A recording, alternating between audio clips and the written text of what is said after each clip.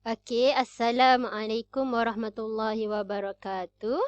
Hmm, Ahlan wa sahlan Muallimah ucapkan kepada semua murid tahun 4 Al-Ghazali 2021 Sri Tafiz Ibadur Rahman. Okey.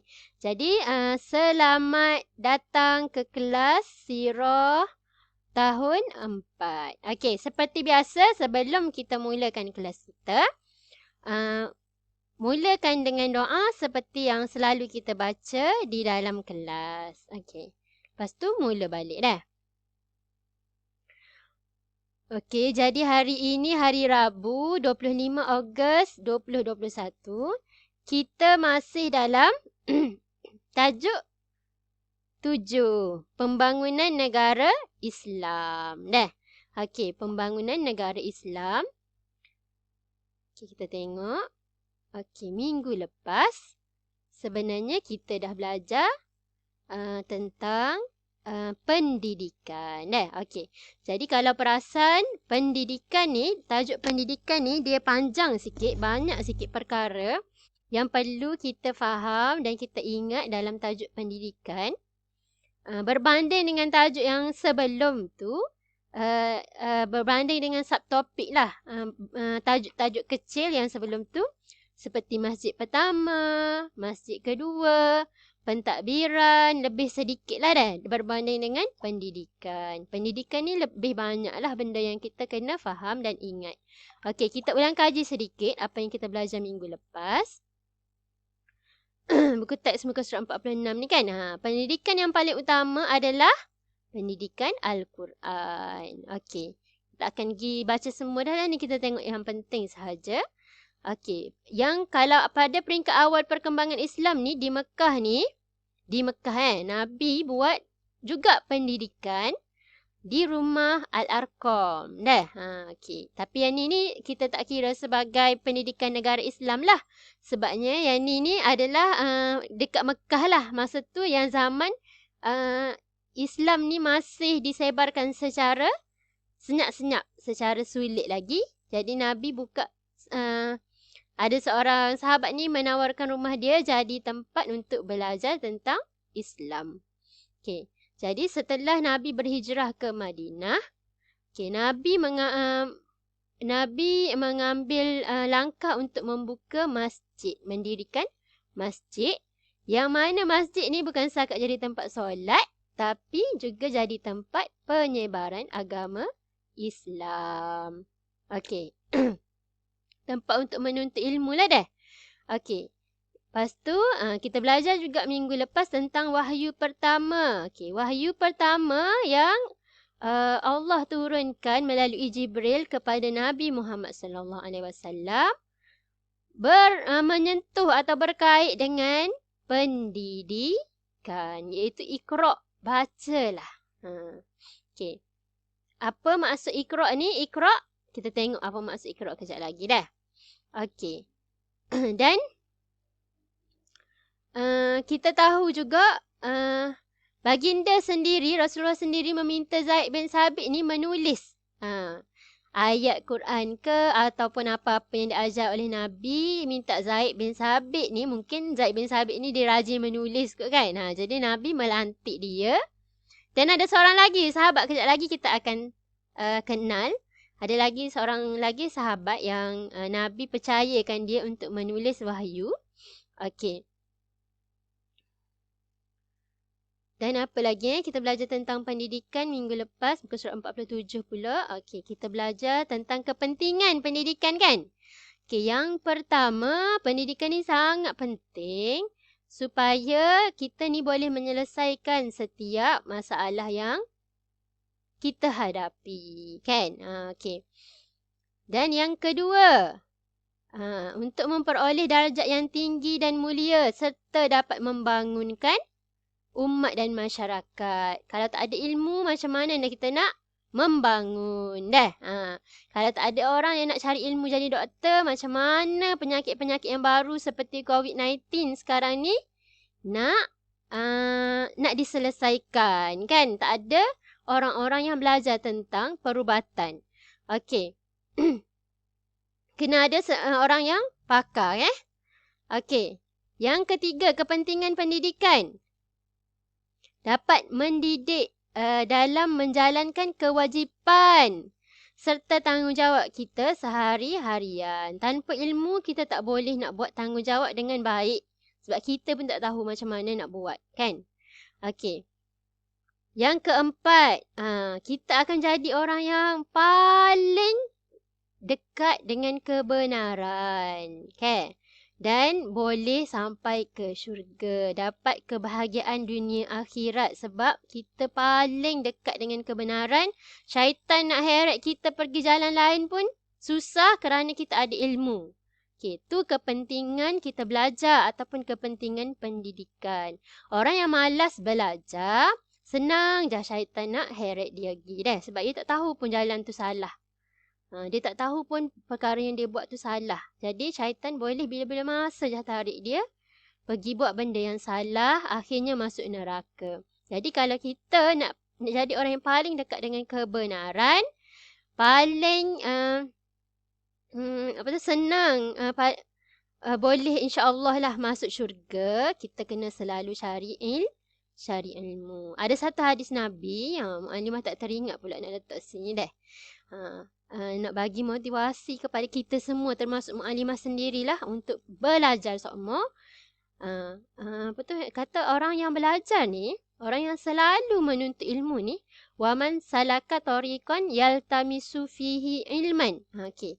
Siapa yang melalui jalan yang ada, maksudnya belajar tentang ilmu apa-apa pun, kan? Sahalallahu lahu tariqan ilal jannah. Allah akan mudahkan jalan untuk dia sampai ke syurga. Allah akan mudahkan untuk orang yang rajin menuntut ilmu. Jadi kita pun kena rajin menuntut ilmu. Okey. Jadi hari ni sebenarnya kita nak ulang kaji tajuk pendidikan kerana tajuk pendidikan ni panjang. Jadi untuk ulang kaji dia, kita sama-sama akan jawab buku aktiviti muka surat 32 dah. Okey, buka buku ni, kita sama-sama jawab hari ni. Okey. Ayat yang pertama diturunkan ialah surah apa ni?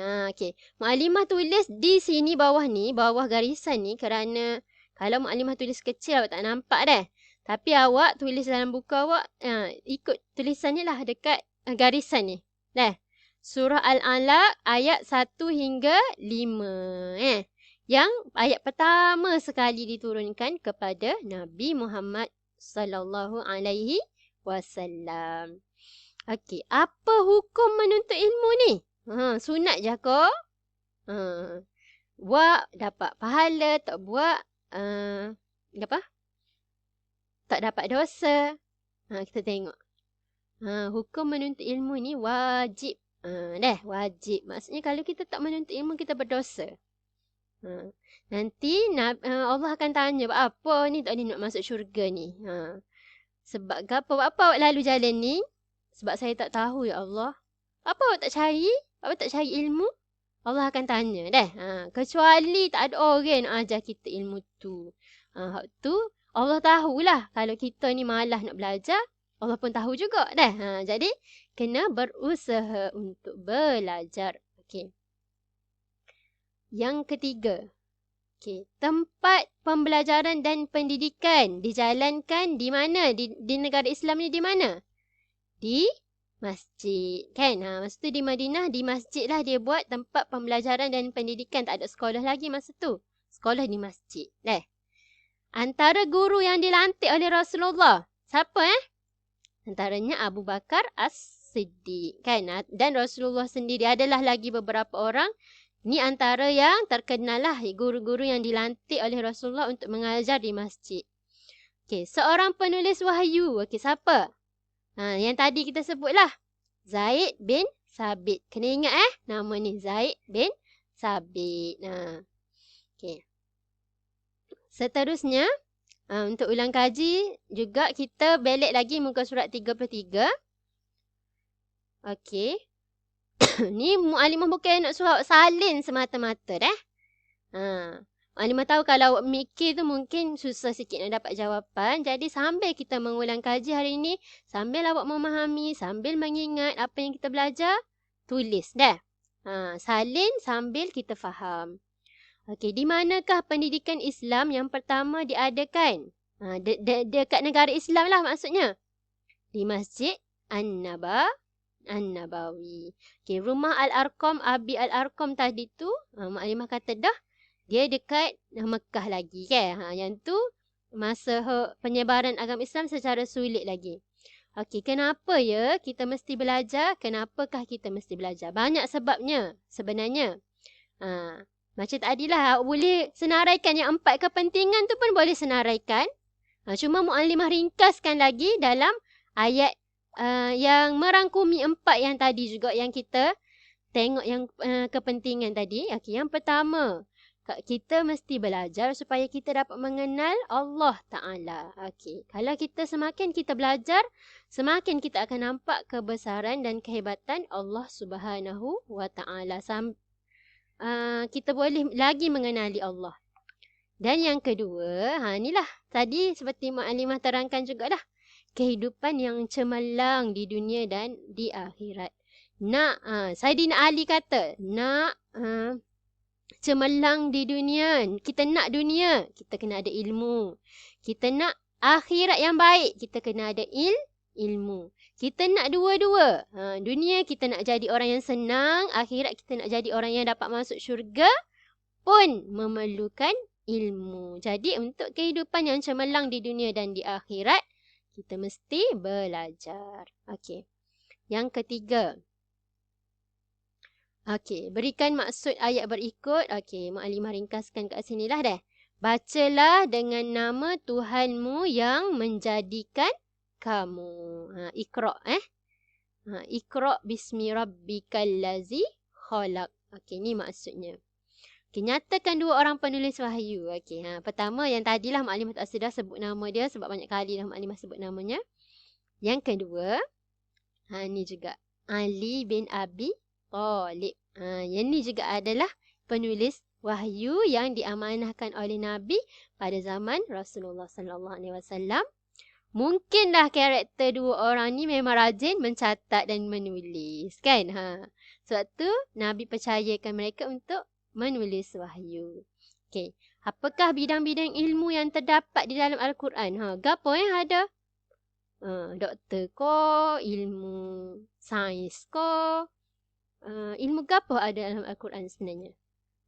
Sebenarnya semua, meliputi semua aspek kehidupan, ilmu, semua ada dalam Al-Quran. Tinggal kita nak cari dengan ilmu je.